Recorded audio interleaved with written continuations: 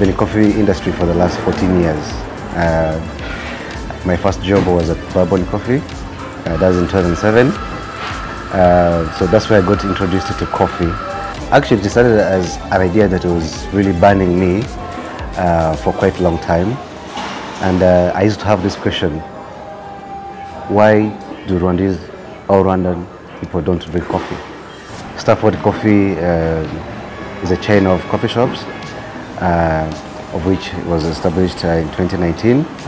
But I started with a model of coffee kiosks. I call them coffee boxes.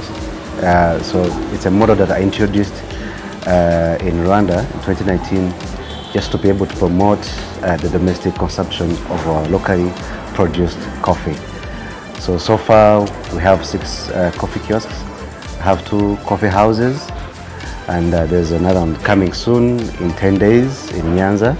It's going to be also a stopover model like this one of Kamonyi Musambira. And because of that passion, because of that love for coffee, because of that burning thing that was really burning inside me, I saved a total of $5,000 to be able to start my first kiosk in 2019. And I could see in other countries how they drink coffee. Like I've been to Tanzania. The Tanzanians drink a lot of their coffee. Ethiopia, they drink 60+% of their own coffee.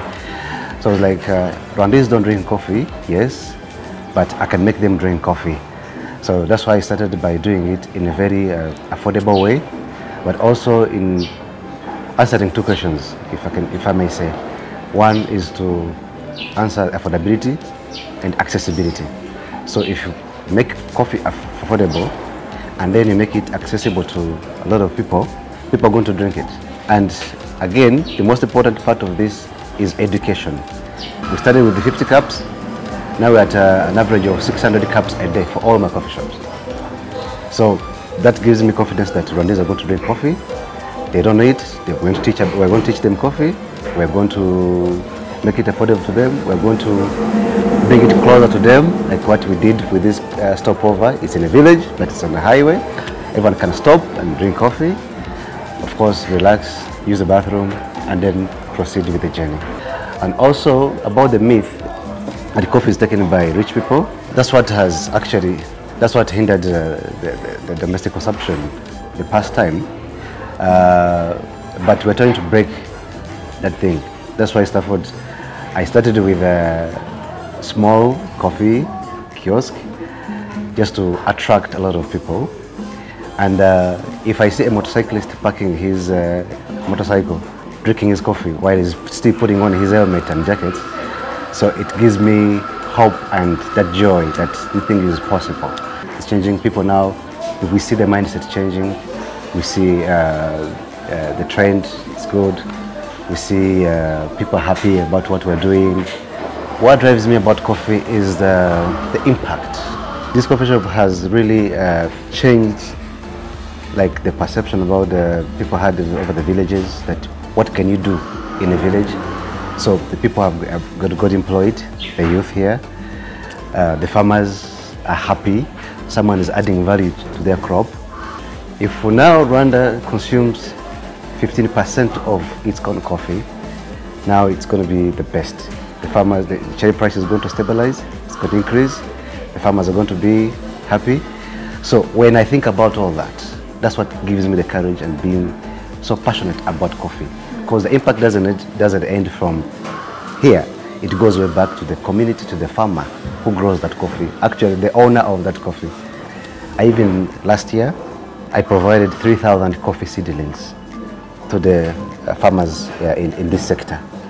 So I did that just as a give back, but as a sign of appreciating what they are doing. They have been growing a very nice coffee which is appreciated worldwide, and now a lot of people here are enjoying it. Stafford Coffee Musambira employs 35 youth, but all of Stafford, all the other coffee shops, if you bring all the numbers together, I have 55 staff. I mean, they're all youth, and we also included the youth with disabilities who have hearing impairment.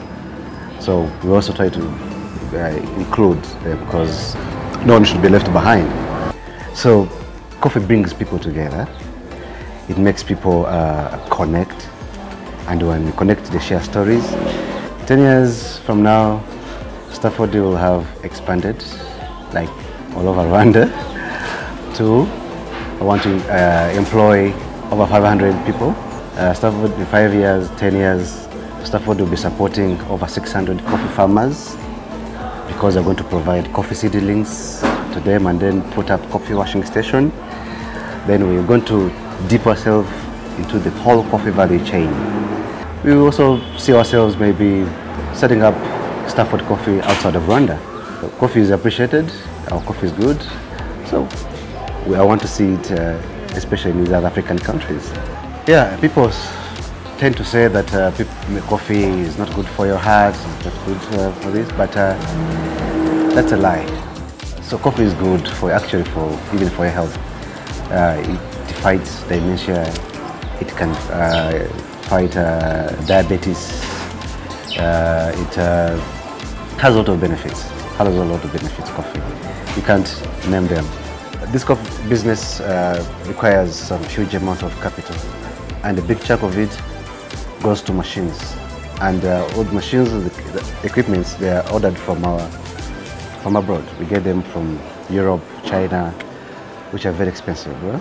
We also face challenges of the packaging, the packages that we use. We're being obliged, pushed to get rid of the plastic cups that we use, but we're also trying to figure out other alternatives that are on market. So the other issues, challenges, of course, like any other startup, of course, getting people to understand the business, not just even the customers, but also the human resource part is also a challenge, but we try to navigate. So our coffee is very rich in flavors, chocolate flavors, has lots of fruity tastes, has very nice aroma, so it has very good screen, the size of the bean. So our coffee is really very nice. Yeah, we need more coffee. We need to export a lot of it, but of course, again, it goes back to the players, the stakeholders, the people involved in the business like us. We have to get so much attached to the farmers. So we have to be so close to them, where it is needed to provide even some support, like maybe give them fertilizers, pesticides, giving them more seedlings, helping rejuvenating their coffee trees.